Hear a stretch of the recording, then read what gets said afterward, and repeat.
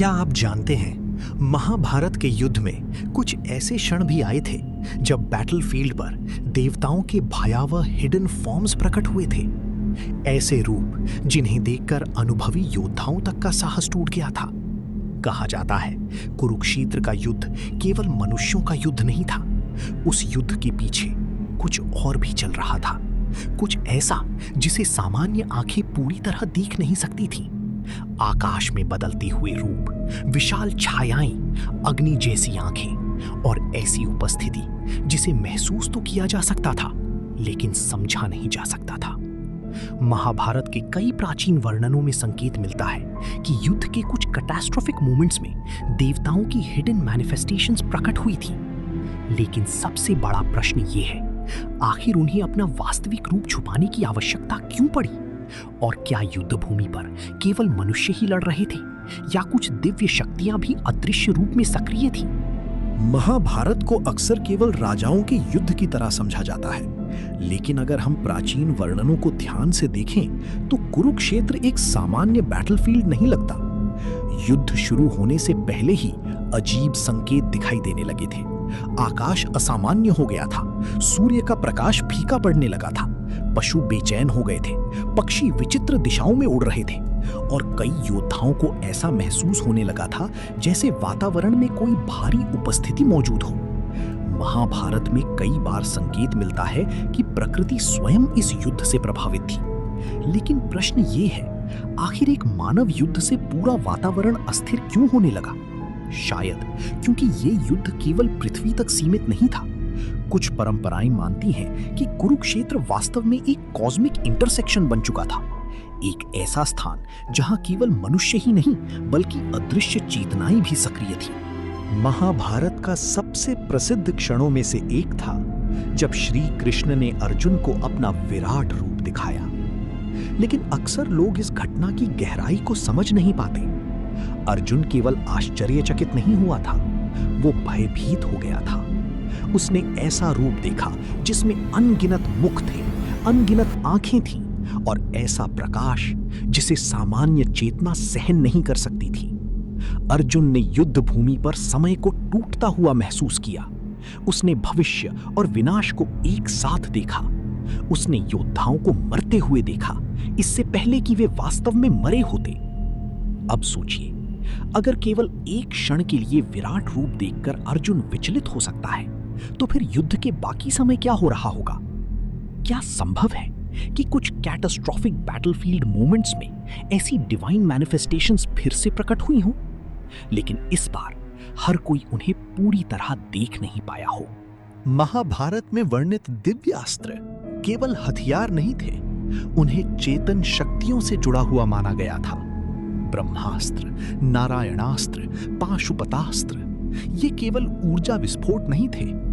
कई व्याख्याओं में कहा गया है कि इन अस्त्रों के सक्रिय होने पर बैटलफील्ड की वास्तविकता बदलने लगती थी।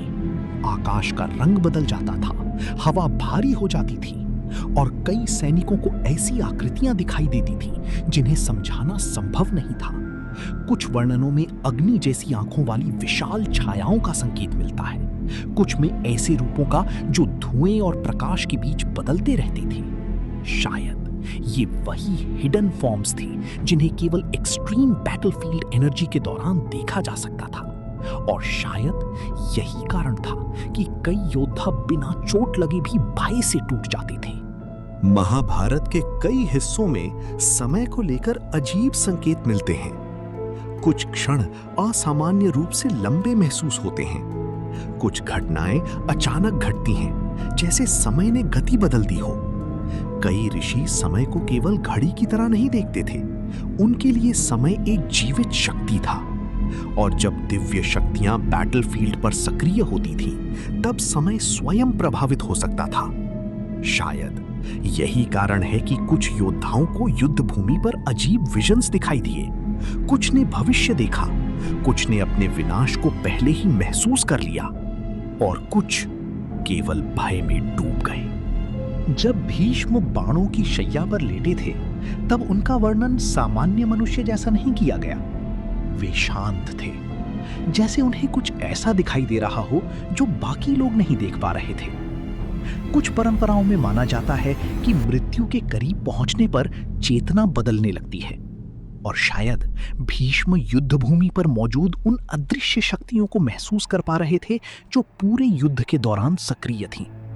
कहा जाता है कि उस समय बैटलफील्ड का वातावरण असामान्य रूप से शांत हो गया था, जैसे स्वयं समय कुछ क्षणों के लिए रुक गया हो। महाभारत का सबसे डिस्टर्बिंग पात्रों में से एक था अश्वत्थामा। उसके भीतर केवल क्रोध नहीं था, उसके भीतर एक अनियंत्रित ऊर्जा थी। जब उसने ब्रह्मास्त्र का प्रयोग किया तब कई वर्णनों में वातावरण के असामान्य हो जाने की बात कही गई है। आकाश जलने लगा, दिशाएं कांपने लगीं और बैटलफील्ड पर भय की एक भारी लहर फैल गई। कुछ लोग मानते हैं कि उस क्षण केवल अस्त्र सक्रिय नहीं हुआ था, बल्कि कुछ हिडन कॉस्मिक फोर्सेस भी जाग उठी थीं। शायद यही कारण था कि उस घटना को इतना विनाशकारी माना गया। अब सबसे महत्वपूर्ण प्रश्न, अगर देवता इतने शक्तिशाली थे तो वे सीधे युद्ध में क्यों नहीं उतरे? कई प्राचीन परंपराएं कहती हैं कि दिव्य शक्तियों की वास्तविक उपस्थिति सामान्य संसार को अस्थिर कर सकती है, इसलिए वे सीमित मैनिफेस्टेशंस का उपयोग करती थीं। शैडो फॉर्म्स, चेतना की प्रोजेक्शंस, ऐसे रूप जो बैटलफील्ड को प्रभावित कर सके लेकिन संसार को नष्ट ना करें। शायद इसी कारण केवल कुछ लोग ही उन्हें महसूस कर पाते थे। महाभारत के युद्ध में केवल शारीरिक मृत्यु का भय नहीं था, वहां कुछ और भी था। एक ऐसा साइकोलॉजिकल टेरर जिसे शब्दों में पूरी तरह समझाना कठिन है। सैनिकों को ऐसा महसूस होता था जैसे वे किसी विशाल शक्ति के सामने खड़े हों, जैसे बैटलफील्ड पर केवल मनुष्य नहीं बल्कि विशाल चेतनाएं भी उपस्थित हों। शायद यही कारण है कि कुरुक्षेत्र का युद्ध इतना अलग महसूस होता है। वो केवल इतिहास नहीं लगता, वो ऑलमोस्ट सुपरनैचुरल महसूस होता है। अब कल्पना कीजिए, अगर महाभारत का विजिबल युद्ध केवल सरफेस था और उसके पीछे एक और हिडन कॉस्मिक कॉन्फ्लिक्ट चल रहा था, एक ऐसा संघर्ष जिसे केवल ऋषि, दिव्य चेतनाएं या ऑल्टर्ड कॉन्शियसनेस वाले लोग महसूस कर सकते थे।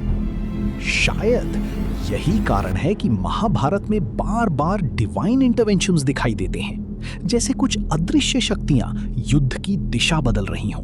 कुछ एंशिएंट इंटरप्रिटेशंस में बैटलफील्ड पर विशाल शैडो लाइक फॉर्म्स का उल्लेख मिलता है। ऐसी आकृतियां जो सामान्य मानव आकार से कहीं बड़ी थीं, कुछ धुएं जैसी, कुछ अग्नि जैसी, कुछ पूरी तरह अंधकार जैसी। वे स्थिर नहीं थीं, वे बदलती रहती थीं, जैसे वे पूरी तरह फिजिकल रियलिटी का हिस्सा ना हो। शायद यही हिडन फॉर्म्स थे जिन्हें कैटास्ट्रोफिक मोमेंट्स में महसूस किया जाता था। कुछ लोग इन घटनाओं को केवल सिंबोलिज्म मानते हैं, लेकिन प्रश्न अभी भी वही है। इतने सारे प्राचीन वर्णनों में भय, छाया, आकाशीय परिवर्तन और अदृश्य उपस्थिति का बार बार वर्णन क्यों मिलता है? शायद क्योंकि प्राचीन लोग कुछ ऐसा अनुभव कर रहे थे जिसे आधुनिक भाषा में समझाना कठिन है, इसलिए उन्होंने उसे माइथोलॉजिकल इमेजरी में व्यक्त किया। महाभारत का युद्ध समाप्त हो गया, लेकिन उसके बाद भी भय समाप्त नहीं हुआ।